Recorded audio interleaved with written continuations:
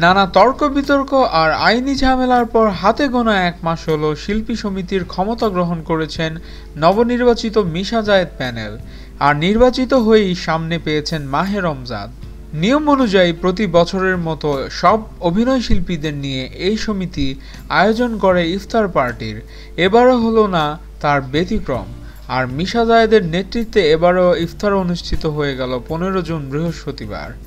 চলচ্চিত্র শিল্পীদের নিয়ে এই ইফতার অনুষ্ঠানে আয়োজন করা হয় রমনার পুলিশ কনভেনশন হলে, যেখানে উপস্থিত হন নতুন পুরনো অসংখ্য অভিনয়শিল্পী ও গণমাধ্যম কর্মীরা।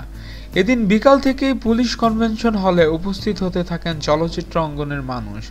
ইফতার অনুষ্ঠান এক সময় দেখা যায় চিত্রনায়ক আলমগীর, সোহেল রানা, ফারুক, ববিতা, কবরী, সুচন্দা, চম্পার মতো গুণী অভিনেতাদের। এছাড়া ডিপজল, রুবেল, ফেরদৌস, পপি, রিয়াজ, তামিম খানের মতো তারকাদেরও দেখা যায়। আর এ প্রজন্মের তারকাদের মধ্যে ছিলেন শুভ, বাপ্পি, সাইমন, জায়েদ খান, তমা মির্জা, অমৃতারা। আমাদের ভিডিও ভালো লেগে থাকলে অবশ্যই চ্যানেল সাবস্ক্রাইব করতে ভুলবেন না এবং ভিডিওতে লাইক দিন এবং আপনার যে কোনো মতামত কমেন্টস করে জানান। ধন্যবাদ।